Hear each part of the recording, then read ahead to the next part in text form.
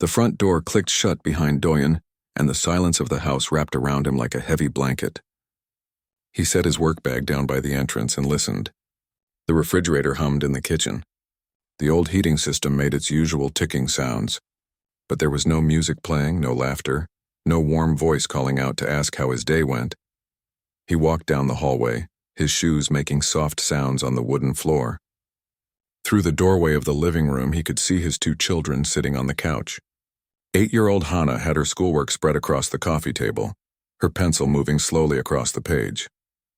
6-year-old Jinu sat beside her, playing with his toy spaceship, making quiet whooshing sounds. "I'm home," Doyen said, trying to put energy into his voice. Hana looked up and smiled, but it was the kind of smile that didn't quite reach her eyes. "Welcome home, Dad." Jinu jumped off the couch and ran to hug his father's legs. "Dad, I made a drawing at school today." Doyen bent down and lifted his son into his arms. "Did you? I want to see it after dinner, okay?" "Okay." Jinu wrapped his small arms around Doyen's neck. Doyen carried Jinu into the kitchen and set him down gently. He opened the refrigerator and stared at the shelves. There were containers of leftover rice, some vegetables that needed to be used soon, and a package of chicken. He pulled out the ingredients and started preparing dinner, moving through the familiar motions. Chop the vegetables, season the chicken, turn on the stove. 18 months. It had been 18 months since the shuttle accident. 18 months since his wife had kissed him goodbye in the morning and never came home. 18 months of learning how to cook meals he'd never made before, of braiding Hana's hair wrong until he watched tutorial videos, of signing school permission slips and packing lunches and folding tiny clothes. "Dad, do you need help?" Hana appeared in the kitchen doorway. "No, sweetheart. Go finish your homework. It's done already." She moved closer and stood beside him, watching him cook. She was getting taller, he realized. Soon she would be up to his shoulder. "Then you can set the table," he said softly. Hana nodded and began pulling plates from the cabinet. She moved carefully, placing each plate and fork and glass with precision. She'd become so serious lately, so careful. Sometimes Doyen caught her mothering her little brother, reminding him to brush his teeth or tie his shoes.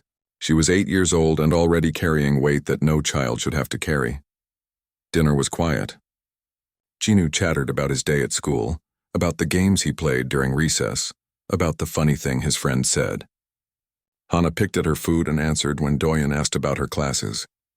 Doyen nodded and listened and tried to be present, but part of his mind was already thinking ahead to the bedtime routine, to the mountain of laundry waiting in the basement, to the bills he needed to pay this weekend.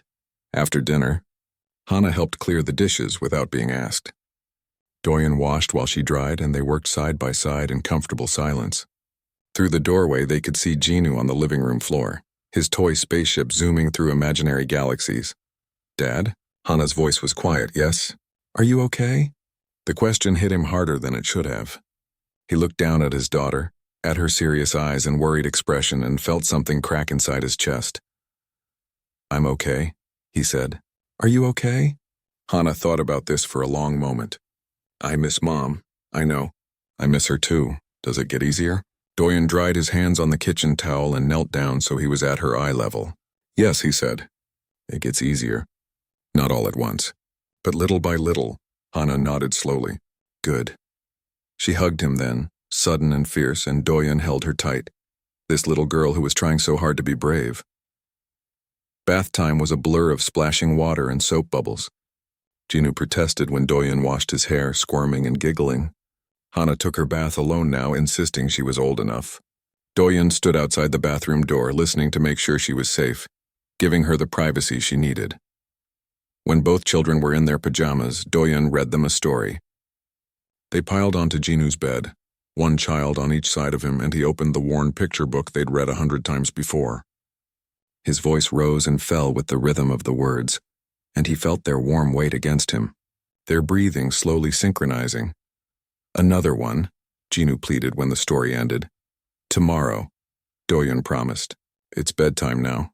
He tucked Jinu into bed first, pulling the blankets up to his chin. "Good night, little man." "Night, Dad. Love you. Love you too." In Hana's room, she was already under her covers, her stuffed rabbit tucked under one arm. Doyen sat on the edge of her bed and brushed the hair back from her forehead. "Thank you for helping tonight," he said. "It's okay. I don't mind. You're a good sister. And a good daughter. But you're also still a kid, okay? You don't have to take care of everything. Hana looked at him with eyes that seemed too old for her face. Someone has to help you. I'm the dad. I've got this. You just focus on being 8 years old. She smiled a little at that. Okay. Good night, Hana. Good night, Dad.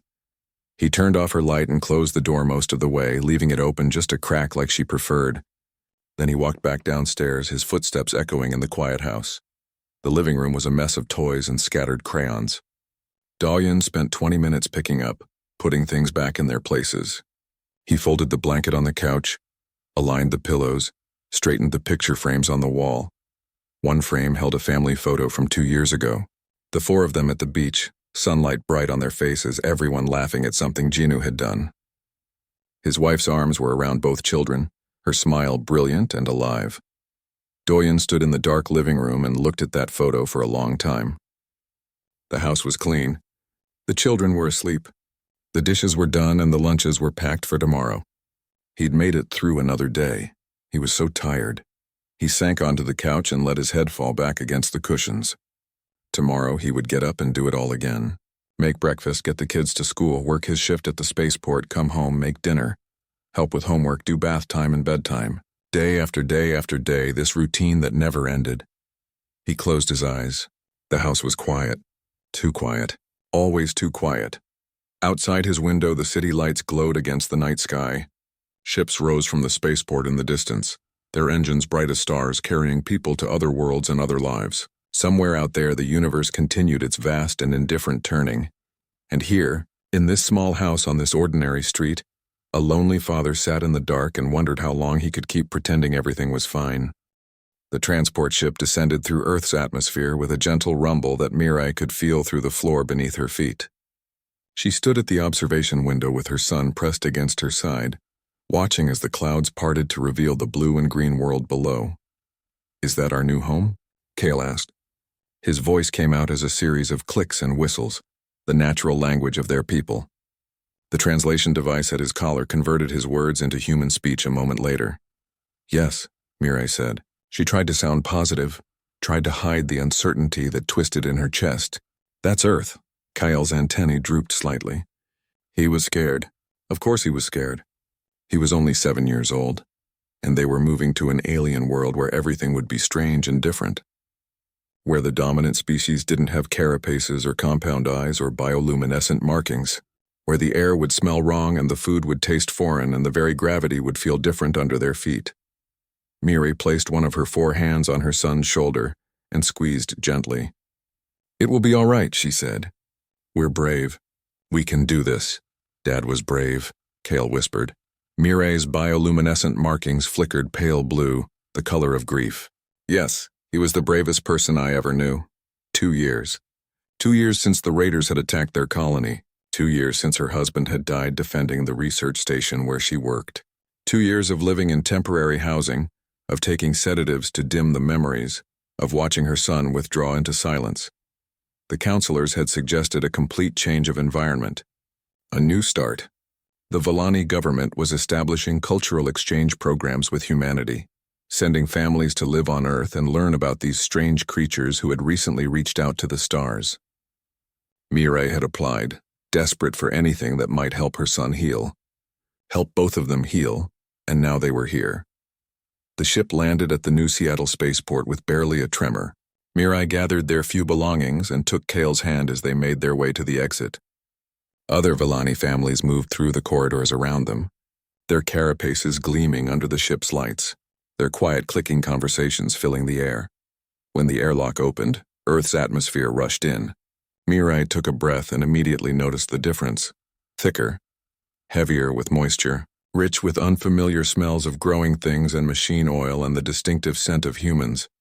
"It smells weird," Kyle said, wrinkling his nose.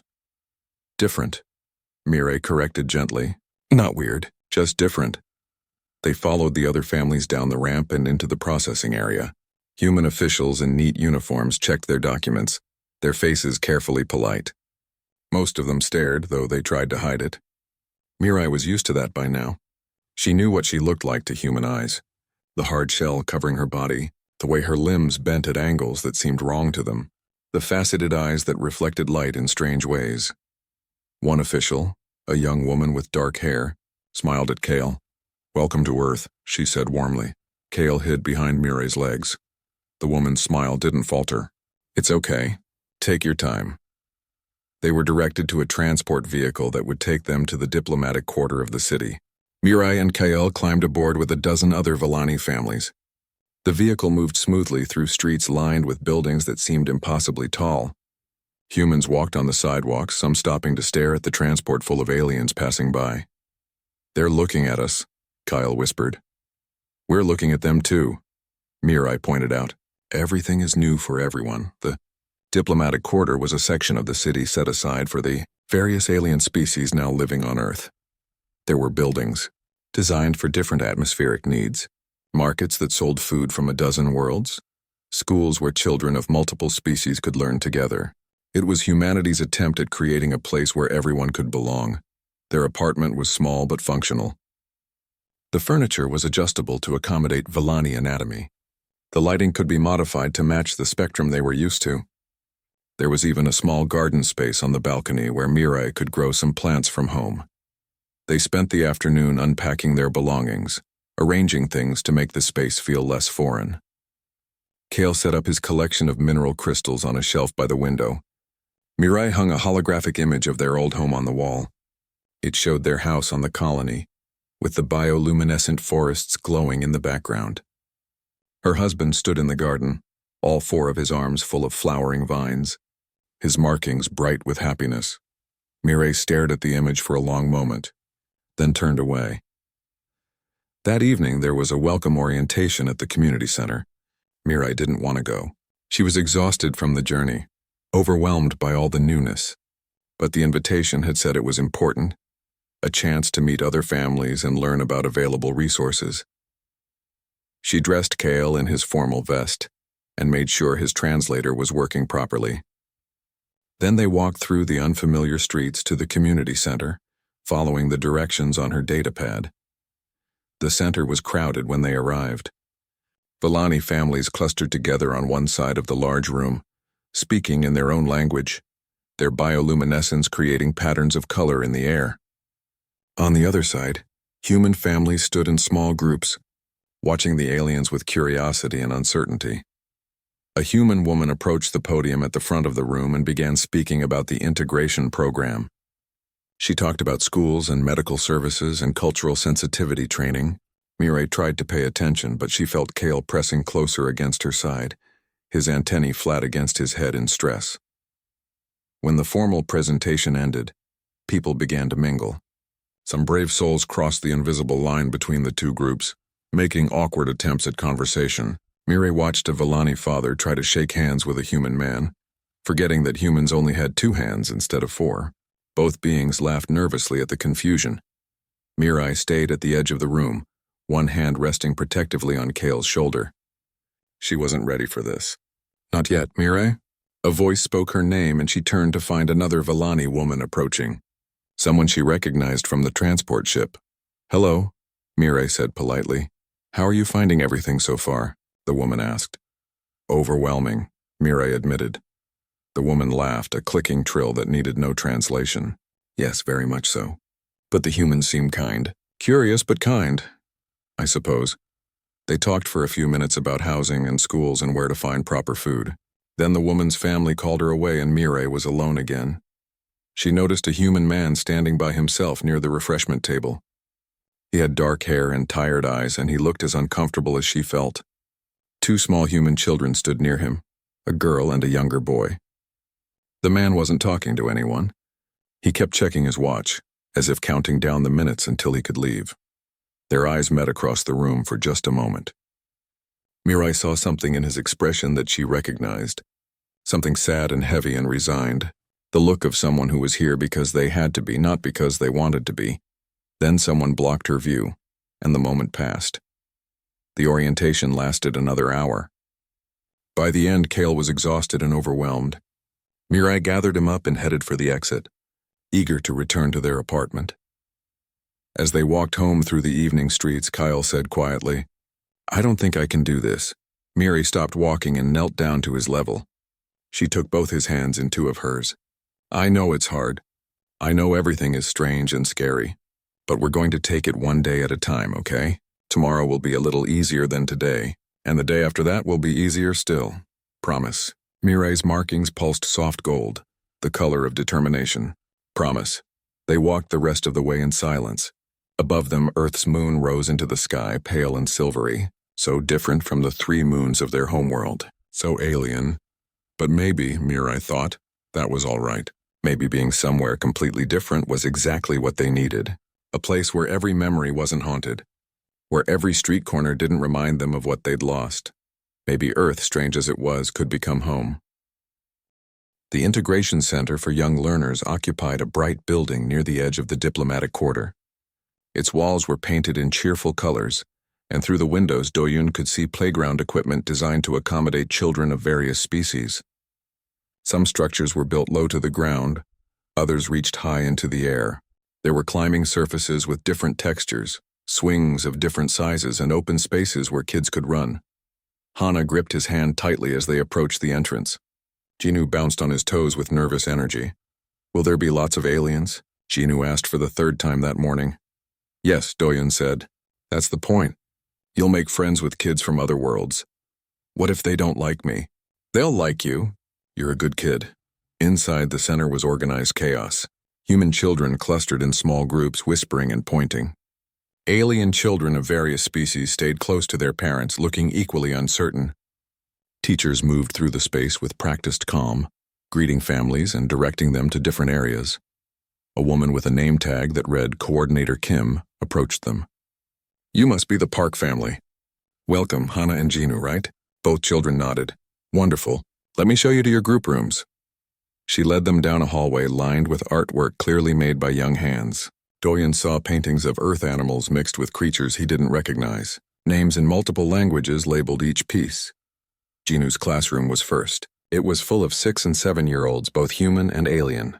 Do-yoon spotted several Vellani children with their distinctive carapaces, a few beings with fur and tails, and something that looked vaguely like a floating jellyfish.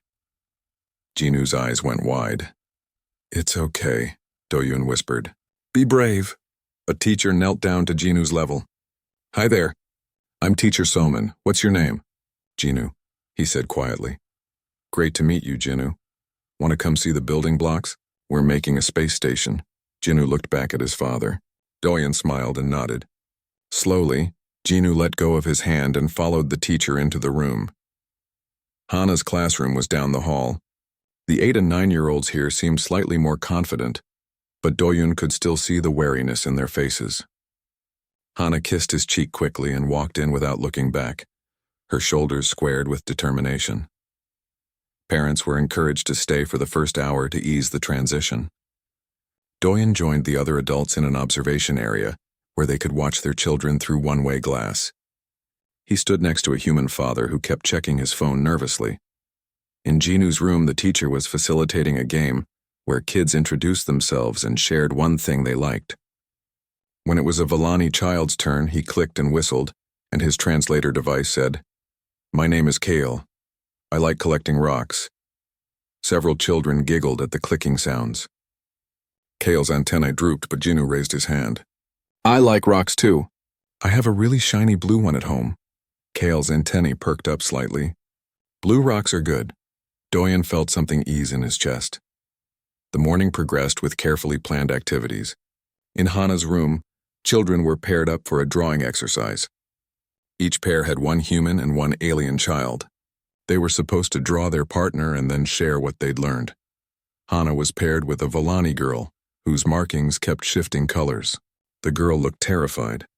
Hana studied her for a moment, then smiled and said, Your colors are pretty. Are you scared? I'm a little scared too. The Vellani girl's markings pulsed pale purple. Yes, scared. It's okay. We can be scared together. My name is Hana. What's yours? Sarah. They bent over their papers, stealing glances at each other and starting to draw. At lunchtime, the real challenges began. The cafeteria had to accommodate various dietary needs and biological requirements. There were sections for different atmospheric preferences, temperature zones, and food preparation methods. Genu sat at a table with several other children, including Kyle. When Genu opened his lunchbox, a container slipped from his hands and spilled rice across the table. His face crumpled, embarrassed. Kale immediately started helping him scoop the rice back into the container with careful movements of his 4 hands. "It happens," Kale said. "I drop things all the time." "Really?" "Yes, my mom says I need to pay more attention." Genu smiled. "My dad says that too." At another table, a group of older kids were teasing Kale's sister about the clicking sounds in her speech. "You sound like a bug," one boy said meanly. Hannah was sitting 2 tables away, but she heard it. She stood up, walked over, and fixed the boy with a fierce look. "That's rude. She can't help how she talks. And you sound like a jerk, so maybe don't judge." The boy's face turned red. A teacher appeared quickly to address the situation. But Sarah's markings had shifted to warm gold, gratitude, and relief. When pickup time came at the end of the day, Doyen arrived early. He stood in the designated waiting area with the other parents watching for his children. A Villani woman stood nearby, her 4 hands fidgeting with the strap of her bag. She looked anxious, her bioluminescent markings flickering between different colors. Doyen recognized that anxiety. He'd felt it himself every day for the past 18 months. When the doors opened, children poured out. Genu ran to Doyen immediately, talking a mile a minute. Dad, I made a new friend. His name is Kale, and he's from another planet, and he has 4 arms, and he likes rocks like me, and—" "Slow down," Doyen laughed. "That's great, buddy."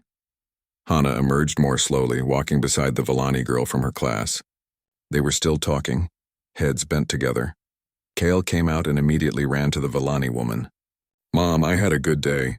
There's a boy named Genu, and he helped me when the others laughed at me." The woman's markings shifted to warm colors as she embraced her son. "I'm so glad, Kale," Genu pointed. "Dad, that's Kale.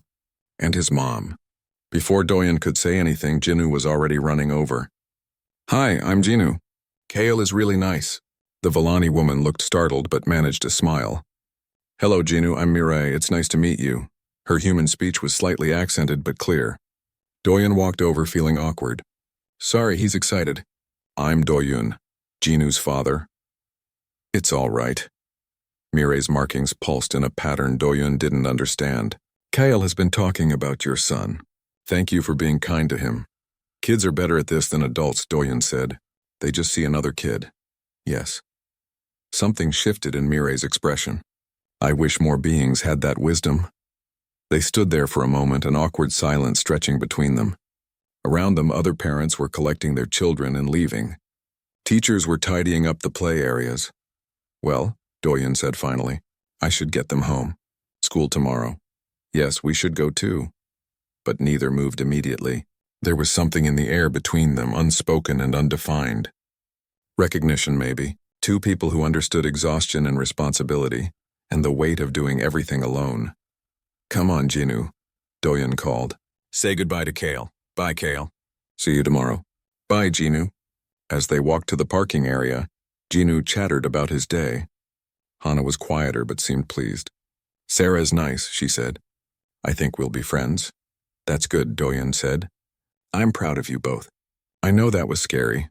"It wasn't too bad," Hannah said. "Once you get used to how they look, they're just regular kids." That evening, during dinner, Genu announced that he wanted to learn some Villani words so he could talk to Kale better. Hannah said she'd borrowed a book from the library about Villani culture. Doyen watched his children, animated and excited in a way they hadn't been in months. Something had shifted. Some small door had opened. Later, after the kids were in bed, he stood at the window and looked out at the city lights.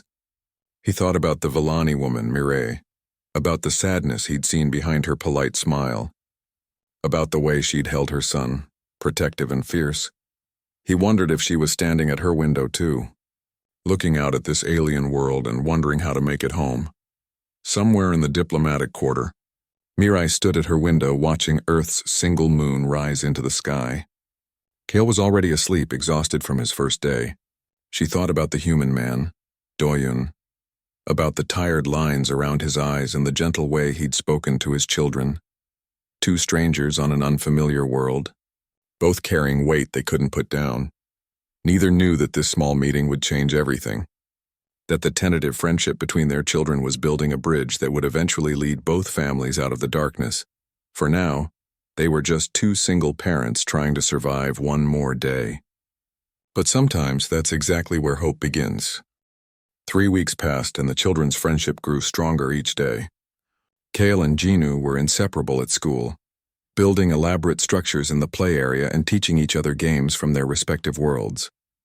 Hannah and Sarah became close too, often sitting together during lunch and sharing books from the library. The friendship between the parents developed more slowly, in small moments and quiet exchanges. It started at the market on a Saturday morning. Doyen had taken the kids shopping for groceries, a weekly chore that always felt overwhelming. Ginu kept asking for snacks they didn't need, and Hannah was helping him push the cart, which was loaded down with food for the week. That's when he spotted Mirai 3 aisles over. She stood in front of the protein section, holding a package and studying it with obvious confusion. Her bioluminescent markings flickered between colors, which Doyen had learned meant she was stressed. He hesitated. They'd exchanged polite greetings at school pickup a few times, but nothing more. Would it be weird to approach her? Before he could decide, Ginu spotted Kale. "Kale!" he shouted, and suddenly both boys were running toward each other like they hadn't just seen each other the day before. Well, decision made then. Doyen walked over with Hannah following behind. "Hi," he said awkwardly. Mirai looked up, startled. "Oh, hello, Doyen. Everything okay?" She gestured at the protein section helplessly. "I'm trying to find something Kale and I can eat. But I don't understand the labeling system. And nothing smells right," Doyen nodded. He'd heard that Villani had different nutritional needs than humans. "What do you normally eat? Maybe I can help. We need high mineral proteins, low sugar, and nothing with acidic compounds." She looked embarrassed. "The person at the embassy gave me a list, but I'm having trouble matching it to your products. Can I see the list?" She pulled out her datapad and showed him. Doyen studied it for a moment, then started scanning the packages on the shelf. "Okay, this one here has the mineral content you need, see? It's listed right here under the nutrition facts." He showed her how to read the labels, pointing out which sections listed the information she needed. Mirai leaned in to see. Her antennae perked forward with concentration. "And this brand," Doyen continued. "They actually make a whole line specifically for non-human biology. It's a bit more expensive, but it's certified safe for most alien species." "I didn't know that." Mirai's markings shifted to pale gold. Relief, Doyen thought. "Thank you. I've been struggling with this for weeks, no problem." He paused. "There's also a market in the diplomatic quarter that sells food from different worlds. Have you been there?" "Not yet. I've been too nervous to explore much. It's pretty easy to find. I can write down the address if you want. That would be helpful." While Doyen was typing the address into her datapad, the children had gathered around them. Cal was showing Ginu a small crystal he'd brought with him. "It glows in the dark," he explained. "Cool." Ginu's eyes were wide. Hannah and Sarah were comparing the contents of the shopping carts, noting the differences between human and Villani food. "Your children are very kind," Mirai said quietly. "Especially to Kale. It's made this transition much easier for him." "They're good kids," Doyen agreed. "And Kale has been good for them too. It's nice seeing them excited about something." There was a weight in those words that Mirai seemed to understand. She studied him for a moment, her compound eyes unreadable, then nodded slowly. They parted ways after that, but something small had shifted, a connection made through a simple act of help. The following Tuesday, Doyen came home from work to find the hallway of his apartment building uncomfortably warm. The climate control system had been malfunctioning for days, and the landlord kept promising to fix it but never followed through. He was sweating through his shirt by the time he got to his door, and the kids were complaining loudly about the heat. "Dad, it's so hot," Ginu whined. "I know, buddy. I'll open all the windows." "That doesn't help much," Hannah pointed out. "It's summer. The air outside is hot too." Doyen was about to respond when there was a knock at the door. He opened it to find Mirai standing there, looking concerned. She lived just down the hall, he'd learned recently. "I heard the climate system is broken," she said. "I have tools and training in environmental systems. Would you like me to look at it?" "You don't have to. It's no trouble. I work with this kind of equipment at the Research Institute. I can probably fix it quickly." Doyen stepped aside. "If you're sure. Thank you. Mireille went straight to the control panel in the hallway. She pulled a small toolkit from her bag and began examining the connections with 2 hands while her other 2 hands held her scanning device. The problem is here, she said after a moment. The thermal regulator is misaligned. Simple fix. She worked quickly and efficiently, her 4 hands moving in coordination that seemed impossible to Doyun. Within 10 minutes, cool air was flowing through the vents again. There, Mireille said, closing the panel. That should hold. Thank you so much. Doyun felt the cool air with relief. How much do I owe you? Mireille's markings flickered with what he was starting to recognize as confusion. Owe me? Nothing. We're neighbors, and your children are kind to my son. This is a small thing. At least let me offer you some coffee, or tea, or... He trailed off. I don't know what you drink, actually. Coffee is fine. Villani can process it. They sat in Doyun's kitchen while the children played in the living room. Doyun made coffee, and they talked about small things. The weather. The school. The challenges of living in a new place. How are you adjusting to Earth? Doyun asked. Better than I expected, Mireille admitted. The gravity is close to our homeworlds. The air is breathable. And most humans have been... She paused, searching for words. Welcoming. Or at least curious rather than hostile. That's good. What about you? Have you always lived in New Seattle? Born and raised. My wife was too. The words slipped out before he could stop them, and he immediately regretted them. But Mireille just nodded slowly. Kyle's father grew up on our colony. He loved it there. He used to take Kyle exploring in the bioluminescent forests. They sat in silence for a moment, the weight of past tense settling between them. I'm sorry, Doyun said finally. If that was too personal. No, it's all right. Mireille's markings pulsed pale blue. Sometimes it's easier to talk to someone who understands. Yeah, Doyun said quietly. It is. The visits became more frequent after that. Small interactions at school pickup that stretched into brief conversations. A wave in the hallway when they passed each other. Mireille showing Doyun how to prepare a simple Villani dish that Kale liked. Doyun recommending a human restaurant that had alien-friendly options. One evening, Jinu came home from school with excitement bubbling over. Dad, Kyle taught me a Villani game. Can he come over and show you? Please. Doyun looked at the clock. It was already past dinner time. Maybe another day, buddy. Please. He lives right down the hall. Just for a little bit? Hana joined in. I want to see it too. Kale said it uses light patterns. Doyun sighed. Okay, go ask if he can visit for half an hour. Both children ran out into the hallway. Doyun heard them knocking on Mireille's door. A moment later, they all returned with Kyle bouncing between them and Mireille following behind, looking apologetic. I'm sorry, she said. They were very insistent. It's fine. Doyun smiled. Come in. The children immediately settled on the living room floor. Kale pulled out a small device from his pocket. When he activated it, patterns of light projected onto the ceiling. They pulsed and shifted in complex rhythms.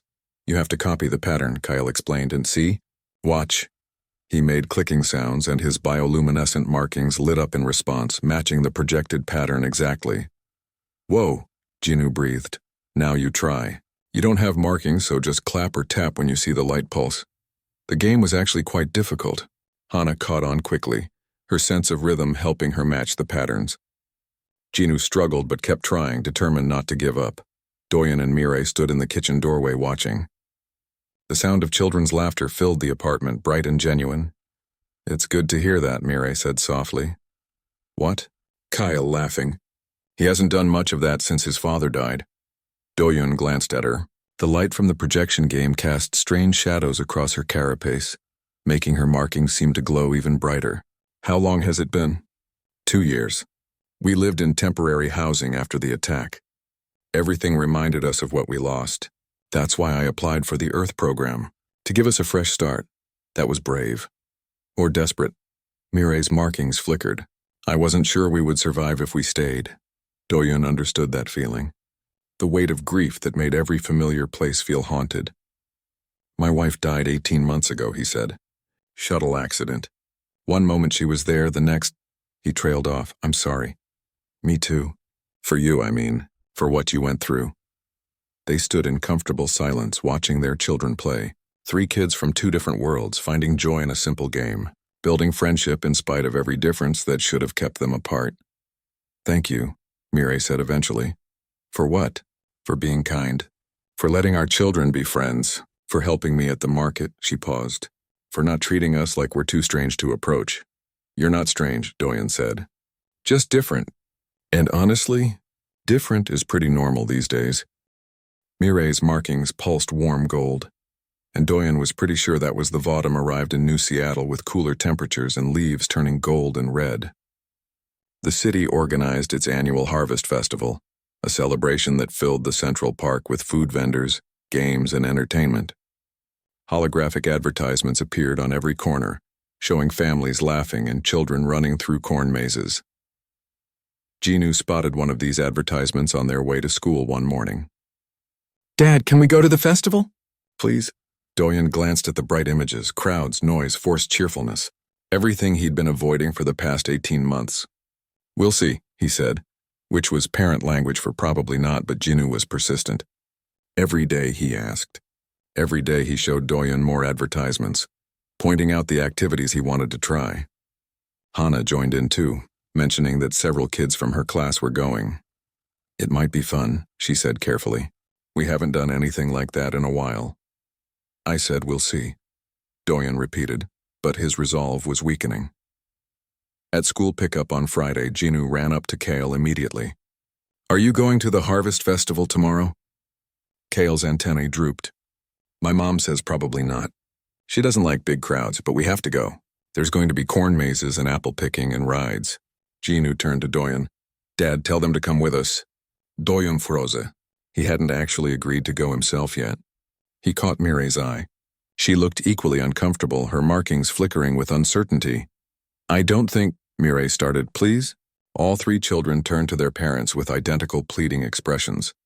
Even Hana, usually more reserved, looked hopeful. Doyen sighed. When had he become unable to say no to those faces? "If Mireille and Kale want to come, we could all go together," he heard himself saying. "Might be easier with another adult there." Mireille's markings shifted through several colors. Doyen had learned enough to recognize indecision when he saw it. But then she looked down at Kale, at the hope lighting up his features, and her resistance crumbled. "All right," she said. "We'll go." The children cheered. Saturday morning arrived bright and clear. Doyen dressed the kids in warm clothes and packed snacks in a bag. He felt nervous for reasons he couldn't quite name. It was just a festival. Just a normal family activity. Except it wasn't normal anymore, was it? Nothing had been normal since the accident. They met Mireille and Kale at the park entrance. Mireille wore a modified cloak that helped regulate her body temperature in Earth's climate. Kale bounced excitedly, his markings bright with anticipation. "Ready?" Doyen asked. "As we'll ever be," Mireille said, and there was something in her tone that suggested she was also nervous. The festival was packed. Humans and aliens mixed together, drawn by the promise of food and fun. Music played from speakers scattered throughout the park. The air smelled like cinnamon, roasted nuts, and something sweet Doyen couldn't identify. The children immediately dragged them toward the games section. There were traditional carnival games alongside newer ones designed to accommodate different species. Ginu tried his hand at a ring toss and failed spectacularly. Kale attempted a game involving light matching and actually won a small stuffed animal, which he immediately gave to Ginu. "Are you sure?" Ginu asked. "You're my friend," Kale said simply. "Friends share." Doyen felt something warm settle in his chest. They moved through the festival slowly, stopping at whatever caught the children's interest. Hana wanted to try apple picking, so they spent half an hour in the orchard section selecting the ripest fruits. Mireille had never seen apple trees before and found the whole process fascinating. "They just grow on trees?" she asked. "Out in the open?" "Yeah," Doyen said. "You don't have fruit trees on your world?" "We have plants that produce food, but they grow underground. In the root systems. This is much more accessible." She reached up with two of her hands and carefully plucked an apple, studying it with wonder. Doyen found himself smiling at her curiosity. Lunch was an adventure in finding food that worked for everyone's biology. They settled at a vendor that advertised multi-species safe options and ended up with an odd collection of dishes. The children ate quickly, eager to move on to the next activity. But Doyen and Mireille ate more slowly, talking between bites. This is nice, Mirai said. I didn't expect it to be this nice. Yeah, Doyen agreed. The kids seem happy. They do. Mirai watched Kale laughing at something Jinu said. I haven't seen him this relaxed in a long time. How are you doing with everything? The job, the city, all of it? Mirai thought about this. Better. The work is interesting. My colleagues are respectful, and having friends nearby helps. She glanced at him. You and your children. You've helped more than you know. We haven't done much. You've been kind. That's more than enough. After lunch, they explored the corn maze. It was massive, with paths that twisted and turned in confusing patterns. The children ran ahead, shouting to each other as they tried to find the way out. Doyen and Mirai followed at a more relaxed pace, occasionally calling out directions when the kids got too far ahead. Kale's father would have loved this, Mirai said suddenly. He enjoyed puzzles, mazes, anything that challenged his mind. Tell me about him, Doyen said. If you want to. Mirai was quiet for a moment. Then she began to speak. She told him about her husband's work as a colony defender, about his love of bioluminescent forests and ancient Villani poetry, about how he'd proposed to her under 3 moons with traditional crystal offerings, about how he'd held Kale for the first time and made clicking sounds of pure joy. He sounds like he was a good man, Doyen said. He was. The best. Mirai's markings pulsed pale blue. What about your wife? So Doyen told her. About meeting in college, about their small wedding, about how she'd always hummed while cooking, about her terrible jokes and her fierce love for their children, about the morning she'd kissed him goodbye and never came home. They walked through the maze, sharing memories of people who weren't there anymore. And somehow talking about them made the grief feel a little lighter. When they finally emerged from the maze, the children were waiting triumphantly at the exit. We beat you, Jinu announced. You definitely did, Doyen agreed. The afternoon slipped into evening. They rode on hover platforms shaped like ancient tractors, watched a performance by a mixed-species dance troupe, and tried various desserts. Kale's favorite was a synthesized candy modified for Villani biology. Jinu preferred the caramel apples, getting sticky residue all over his face and hands. As the sun began to set, the festival lit up with thousands of lights. Strings of bulbs hung between the trees. Holographic displays danced in the air, and bioluminescent decorations catered to species with different visual spectrums. It was beautiful in a chaotic, overwhelming way. They found a quiet spot on a hill overlooking the festival. The children sprawled on the grass, exhausted but happy. Doyen and Mirai sat nearby, watching the lights. Thank you for suggesting this, Mirai said, for inviting us.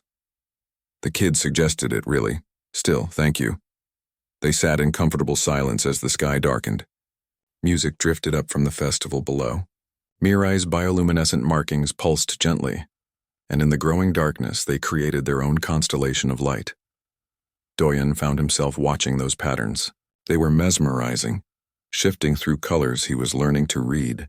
Right now they glowed soft gold and warm amber. Contentment, he thought. Maybe happiness, Doyen. Mirai's voice was quiet. Yeah? I'm glad we met. I'm glad our children became friends. Me too.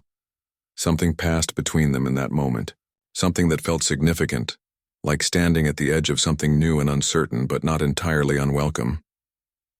Before either could say anything more, Jinu appeared at Doyen's elbow.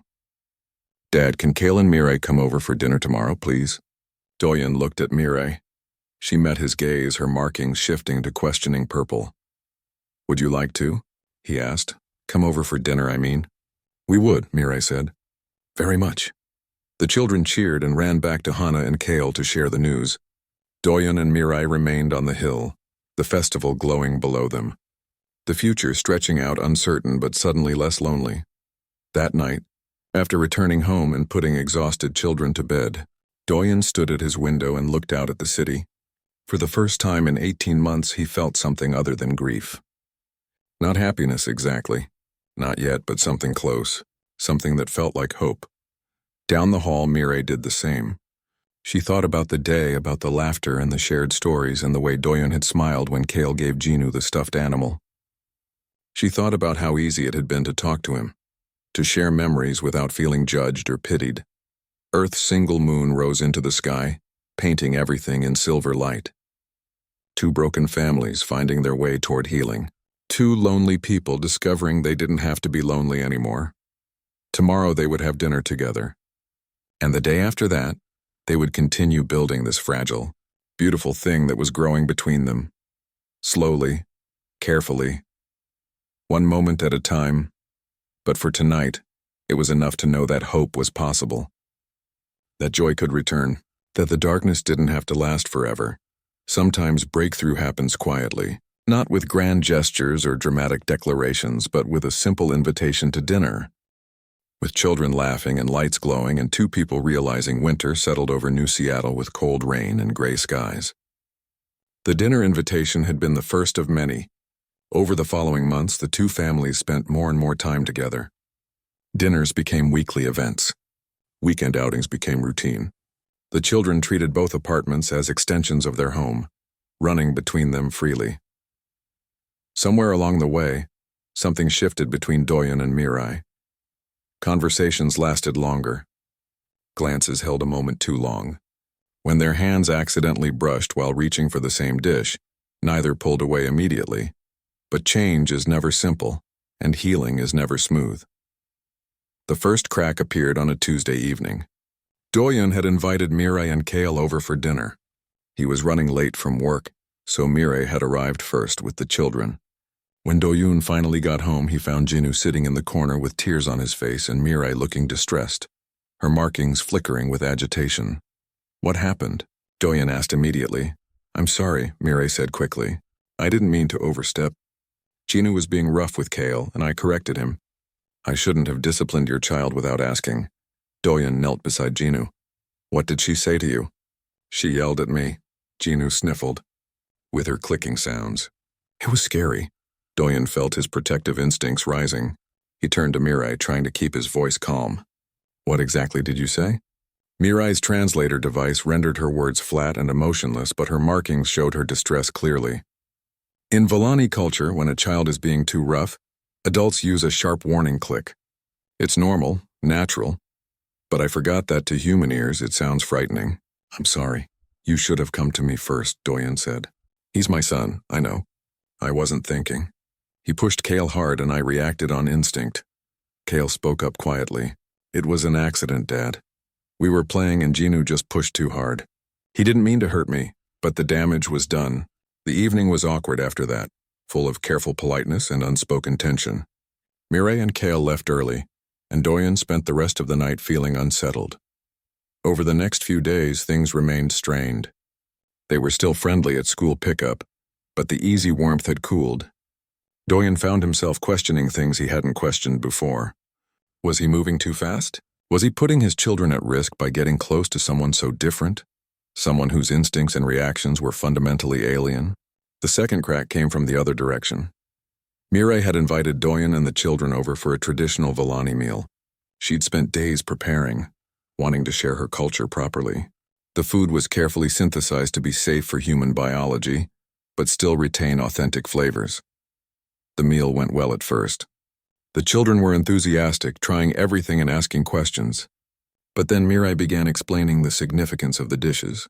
In Volani culture, this particular meal was served during bonding ceremonies. When families formally connected their lives together, Doyen went very quiet. After the children went to play in Kyle's room, Mirai noticed his silence. "Is something wrong? Why did you make this meal?" Doyen asked carefully. "Did you know what it meant?"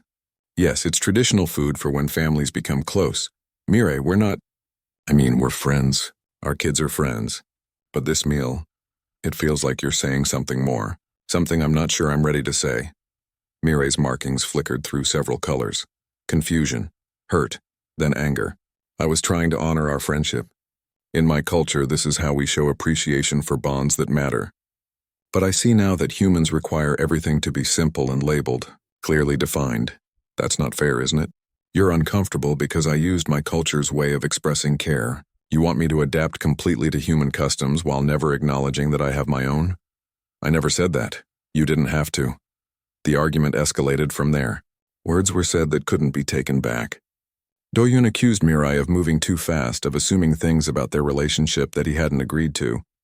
Mirai accused Doyun of treating her culture as something strange and wrong. of keeping her at arm's length while expecting her to fully integrate into human society. Maybe this was a mistake, Doyen said finally. Maybe we're too different. Maybe we are, Mireille replied, her voice cold. Doyen gathered his children and left. In the hallway, Hana looked up at him with worried eyes. Dad, are you and Mireille fighting? Adults sometimes disagree, Hana. It's normal. But it didn't feel normal. It felt like something breaking. Days passed. Then a week. The children asked repeatedly why they couldn't see each other outside of school. Both parents gave vague excuses. At school pickup, Doyen and Mireille avoided eye contact, exchanging only the briefest of greetings. The worst part was watching the children suffer for it. Kale's markings became dim and muted. Jinu stopped talking about his friend as much. Hana grew quiet and withdrawn. 2 weeks after the argument, Doyun ran into another parent from the school, a woman named Hyejin, whose daughter was in Hana's class. Haven't seen you and that Villani woman together lately, Hyejin commented. Did something happen? We just had a disagreement, Hyejin lowered her voice conspiratorially. Probably for the best, honestly. I mean, they're nice enough, the aliens. But getting too close? That's asking for trouble. They're not like us. Different values, different instincts. You have to think about what's best for your children. Doyen stared at her, something cold settling in his stomach. What exactly do you mean by that? Just that it's natural to stick with your own kind. Nothing wrong with being friendly, but getting seriously involved with an alien? That's complicated. People talk, you know. People talk, Doyen repeated slowly. I'm just saying you have to be careful. For your kids' sake.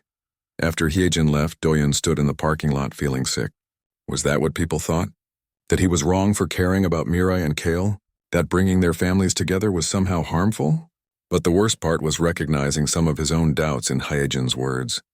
Hadn't he questioned whether Mireille's alien instincts made her unsafe around his children? Hadn't he pulled back because their differences seemed too large to bridge? That night, Hana came to his room before bed. Dad, I need to tell you something. What is it, sweetheart? Some kids at school are saying mean things about Kale, about all the Villani kids. They're calling them bugs and saying they shouldn't be here. Hana's voice shook. I told them to stop, but they wouldn't listen. And Kale heard them. He was really sad.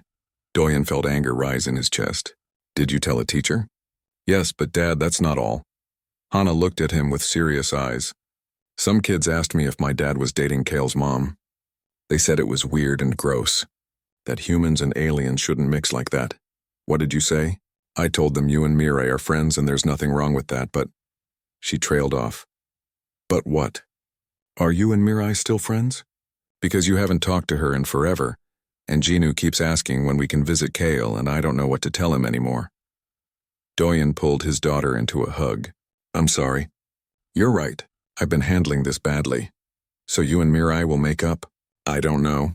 It's complicated. Why? How could he explain adult fears and cultural differences and the terror of opening himself up to love again? How could he tell his 8-year-old daughter that he was scared of being hurt? Scared of making the wrong choice? Scared of everything that mattered?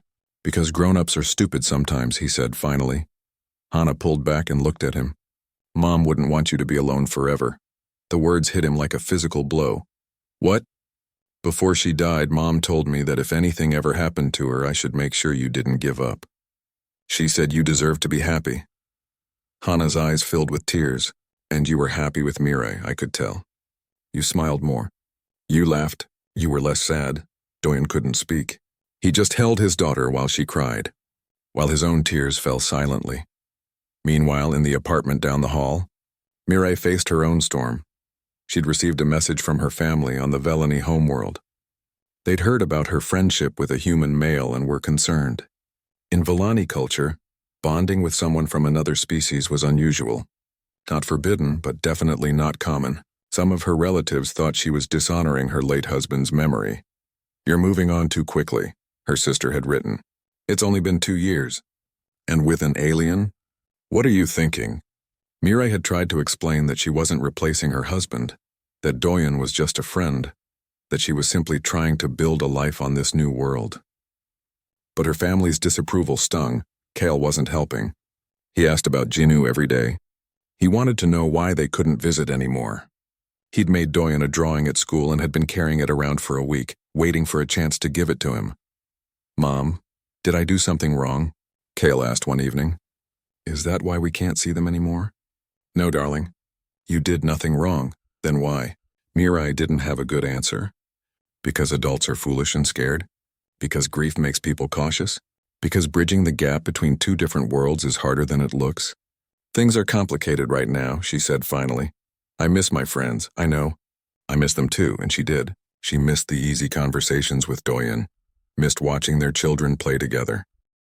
Mist Fee Spring came slowly to New Seattle, melting the snow and bringing small green shoots pushing through the cold earth.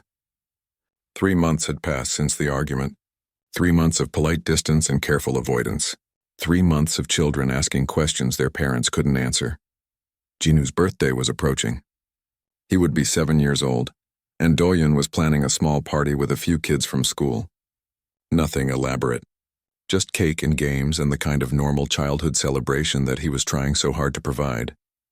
Hana had other ideas. On the morning of Jinu's birthday, Doyen found her in the kitchen making breakfast. She'd attempted pancakes with limited success. Some were burned, others were still raw in the middle, but her determination was clear. What's all this? Doyen asked. Birthday breakfast for Jinu. I wanted to help. She flipped another pancake, this one landing half on the griddle and half on the counter. Dad, can I invite one more person to the party? Sure, who? Kale. Doyen froze. Hana. Jinu misses him. They were best friends. And Jinu specifically said he wished Kale could come to his party. Hana turned to face him, spatula in hand. I know you and Mirai had a fight. But that's not Kale's fault. And it's not Jinu's fault. They should get to be friends even if you two can't figure things out. It's not that simple. Why not? Hana's expression was fierce. You're both being stubborn. You both miss each other. We all see it. So why can't you just say sorry and be friends again? Because grown-up relationships are complicated. That's a dumb excuse. Hana. No, Dad, it is. You're scared, I get it. You're scared of caring about someone again and losing them like you lost Mom. But guess what? You're already caring about Mirai. You already miss her. So you're just making yourself sad for no reason. Doyen stared at his 8-year-old daughter, struck speechless by her clarity. I'm inviting Kale, Hana said firmly. And Mirai too. If you don't like it, you can uninvite them yourself. She pulled out her datapad and typed quickly before Doyen could stop her. A moment later, she looked up with satisfaction. Done, message sent, Hana. I'm going to wake up Jinu. He needs to get ready for his special day. She marched out of the kitchen, leaving Doyen standing among the pancake disaster. His datapad buzzed. A response from Mirai. Thank you for the invitation. Kale has been wanting to see Jinu. We'll be there. Short. Formal. But she'd agreed to come. Doyen spent the rest of the morning in a state of nervous energy. He finished the pancakes properly, got Jinu dressed in his favorite shirt, decorated the apartment with banners and balloons. All the while, his mind raced. What would he say to Mirai? What would she say to him? Could they even have a civil conversation after 3 months of silence? The party was scheduled to start at 2 in the afternoon. By 1:30, everything was ready. The cake sat on the kitchen table, store-bought because Doyen's baking skills were limited. Games were set up in the living room. Party favors waited in small bags. The first guests arrived right on time. 4 kids from Jinu's class with their parents. Doyen made small talk while the children ran off to play. He kept glancing at the door, waiting. At 2:15, there was a knock. Doyen's heart jumped. He opened the door to find Mirai and Kale standing in the hallway. Mirai looked tired. Her markings were muted, lacking their usual vibrancy, but she dressed carefully, and she held a wrapped gift in 2 of her hands. Hello, she said quietly. Hi. Doyen managed. Come in. Kyle didn't wait for permission. He rushed past Doyen calling, Jinu! Happy birthday. The sound of Jinu's excited scream echoed from the living room. The 2 boys collided in a hug, both talking at once about everything they'd missed sharing over the past 3 months. Mirai stood in the doorway, watching them.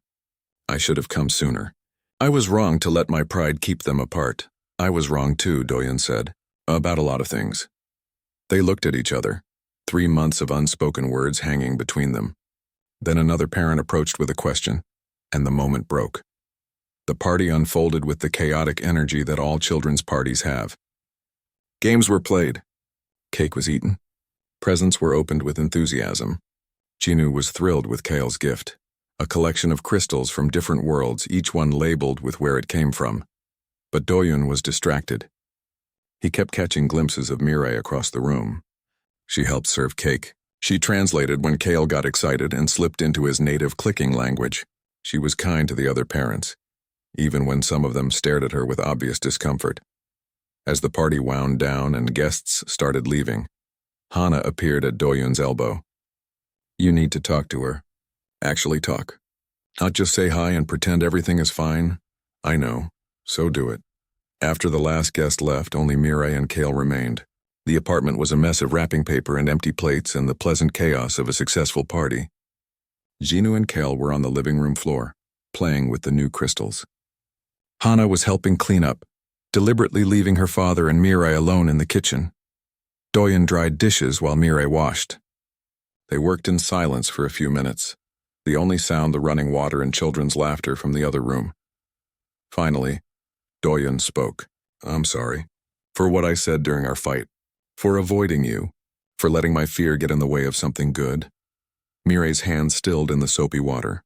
"I'm sorry too. I pushed too fast. I assumed too much. I forgot that healing happens at different speeds for different people. You weren't wrong about me keeping distance. I was scared." Doyun set down the towel and turned to face her. "I'm terrified, actually. Of forgetting my wife. Of moving on and somehow betraying her memory. Of caring about someone again and losing them too." "I understand that fear," Mirai said softly. Her markings pulsed pale blue. The color he'd learned meant remembrance and sorrow. "But Doyun, we don't forget. We carry them with us. Every memory, every moment, everything they taught us about love. Moving forward doesn't erase them. It honors them. I know that logically. But feelings aren't logical. No, they're not." Mirai turned off the water and dried her hands, all four moving in careful coordination. "I'm scared too. Scared of failing again. Scared that I'm not being fair to Kale by bringing him into something that might not work. Scared that the differences between our cultures are too big to bridge." "Are they?" Doyun asked. "Too big, I mean?" Mirai looked at him, her compound eyes reflecting the kitchen light. "I don't think so. But it won't be easy. We'll make mistakes. We'll misunderstand each other. We'll have moments where everything feels impossible. We've already had those moments. And we survived them." Mirai's markings shifted to warm gold. That has to mean something. They stood in the kitchen, the sounds of their children playing filling the silence between them. So much had changed since that first awkward meeting at the community center. So much pain had been shared, so many small moments of connection built and broken and rebuilt. "I don't know what this is," Doyun said finally. "This thing between us. I can't promise anything or make grand declarations. I'm still figuring out how to be a single parent. Still learning how to wake up each day without her." "I'm not asking for promises," Mirai said. "Just possibility. Just the chance to try. Then let's try. Slowly. Carefully. With open communication and respect for both our cultures and our pasts." "Agreed." They smiled at each other, tentative but genuine. It wasn't a perfect solution. They hadn't solved all their problems or erased all their fears, but it was a start. Another small bridge built between two broken people trying to find their way towards something whole. The months that followed were not easy, but they were good. Doyun and Mirai spent time rebuilding trust. They talked more openly about their fears and boundaries. They learned to recognize when cultural differences were causing confusion, and to address them directly instead of letting resentment build. The children thrived. Kale, Jinu, and Hana became inseparable. They taught each other games from their respective worlds. They did homework together. They invented a hybrid language that mixed English, Korean, and Volani words in ways that made no sense to anyone but them. Slowly, carefully, the two families merged. Some nights dinner was at Doyun's apartment, some nights at Mirai's. Weekend outings became routine again. They celebrated Earth holidays and Volani observances with equal enthusiasm. Doyun learned to read Mirai's bioluminescent markings like a second language. Mirai learned the subtle meanings in human facial expressions and tone of voice. They found rhythms that worked for both of them, compromises that honored both their cultures. 1 year after that breakthrough birthday party, they made a decision together. 2 apartments were expensive and inefficient. The children already treated both spaces as home. Why not make it official? Finding a place that could accommodate both human and Villani needs took time. But eventually, they found a larger apartment with adjustable atmospheric controls, multiple temperature zones, and enough space for 3 energetic children. Moving day was chaos. Boxes everywhere, furniture that didn't quite fit, children running around getting underfoot. Doyen and Mire worked together, making decisions about where everything should go, how to blend their possessions into something that belonged to both of them. That evening, exhausted and surrounded by half-unpacked boxes, they gathered everyone in the living room for dinner. It was simple food, nothing fancy,